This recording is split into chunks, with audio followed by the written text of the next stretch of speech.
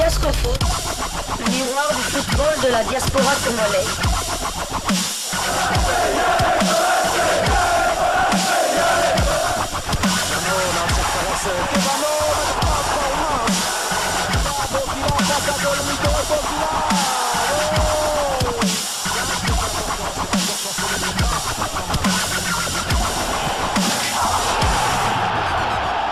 Diascofoot, le miroir du football de la diaspora congolaise. Vous êtes en train de suivre Diascofoot, les miroirs du football de la diaspora congolaise. Diascofoot du dimanche 9 octobre 2022. Nous allons commencer ces numéros de Diascofoot avec les interclubs de la CAF. Il y avait des Congolais en lice. Hier, on vous avait parlé notamment de la rencontre qui devait opposer Young Africans de la Tanzanie, à Al Hilal du Soudan, le club de Florent Ibenge Ikwande, de Glody Lilepo Maccabi également. Donc voilà, les résultats est tombé. Florent Ibenge et Glody Lilepo évitent les pièges tendus par Young Africa avec sa colonie congolaise. Jean-Florent Ibenge Ikwande ainsi que son club Al Hilal Omdurman du Soudan sont allés accrocher les Tanzaniens de Young African SC que les locaux appellent Young Africa par un but partout en score final pour un match qui comptait pour le deuxième tour aller de la Champions League de la CAF édition 2022-2023. Le technicien congolais s'est protégé, réalise un très bon résultat, un nul avec un but marqué, et ce but va certainement leur permettre de bien négocier les matchs retour à domicile. De l'autre côté, les Tanzaniens se sont très bien comportés, et comme souvent c'est toujours l'impayable fiston Mayele Kalala qui avait débloqué la situation à la 50e minute de jeu, marquant ainsi son 7e but en 3 matchs dans cette compétition de la Champions League de la CAF. Le match sera très clairement serré au regard, le match retour sera très clairement serré au regard du résultat et aussi du film du match.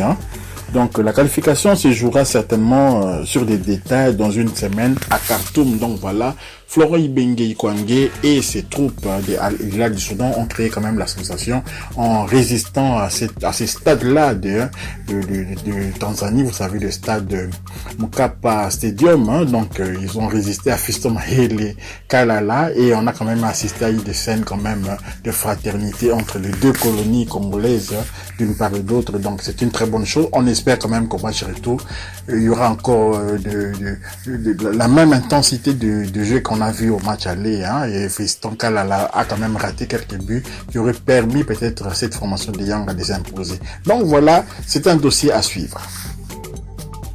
Toujours dans le cadre de la Champions League, deuxième tour des qualificatifs de cette Champions League, on va se rendre un peu plus au sud de l'Afrique, vraiment à Cape Town, où évolue également un Congolais. Il s'agit de Nathan Idumba Fasika au sein du club de Cape Town City. Et donc, contre toute attente, Nathan Idumba Fasika et son club, le Cape Town City FC, en chute à domicile 0-3 face aux pétroliers de Petro Atlético de Luanda à l'occasion du deuxième tour préliminaire de la Champions League de la CAF. Autant dire que les carottes sont cuites pour la qualification. Nathan Idumba donc va quitter la compétition. C'est bien dommage. Donc voilà, cette formation de Petro Atlético de Luanda qui ne fait que confirmer ce qu'on avait vu au cours de dernier tour de préliminaire du CHAN. Justement, l'équipe nationale d'Afrique du Sud avait été étriée 4-1 par l'Angola. Donc vous voyez, Petro Atlético de Luanda, champion d'Angola, opposé à Cape Town quand même, qui fournit aussi un lot d'internationaux, surtout pour leur équipe nationale locale. Donc voilà, ça ne fait que confirmer la tendance actuellement. Les footballs angolais, disons, sur le plan local, est un peu supérieur quand même aux Sud-Africains. Mais c'est quand les Sud-Africains emmènent leur colonie de professionnels qui donne chance un peu. Donc voilà, Nathan Idumba Fasika, écarté probablement de la compétition. Je vois mal cette formation de Cape Town aller s'imposer 0-4 en Angola. Mais sait-on jamais, dans le football, tout peut arriver. Voyageons à présent vers la Turquie, à Istanbul plus précisément, pour parler de Beşiktaş, le club d'Istanbul. La belle opération pour le Beşiktaş d'Istanbul, club de nos deux internationaux, Jackson Muleka et Arthur Masuaku, qui s'est imposé 0-1 sur la pelouse de Giresunspor. Une victoire qui permet à l'Aigle d'Istanbul de s'hisser à la deuxième place du championnat, quand même avec 18 points. Titulaire, Arthur Masuaku avait disputé l'intégralité de la rencontre, tandis que Jackson Muleka était resté malheureusement sur le banc de touche, mais l'essentiel est fait. L'essentiel est que la formation de Beşiktaş puisse s'imposer et poursuivre ainsi sa remontada, parce que la saison dernière ça n'avait pas été glorieux, et il faut voir maintenant cette formation de Beşiktaş veut renouer avec la Champions League, et cela passe par un bon résultat dans le championnat. La deuxième place est déjà bien, mais pourquoi pas être champion? On aimerait bien que Jackson Muleka quand même puisse soulever les trophées de champion du championnat de la Super League turque. Toujours en Turquie, nous allons nous rendre à Antalyaspor. Antalya, dans la ville d'Antalya, justement, Christian Luyendama, le boss, a fait ses débuts avec sa nouvelle formation d'Antalyaspor. Cette formation, s'en est sorti quand même avec le point du partage face au deuxième du championnat, Konyaspor, l'ancien club de Paul José Mpoku. Les Scorpions avaient concédé l'égalisation dans le temps additionnel, décidément. Donc voilà, les égalisations arrivent que dans les temps additionnels pour nos internationaux congolais.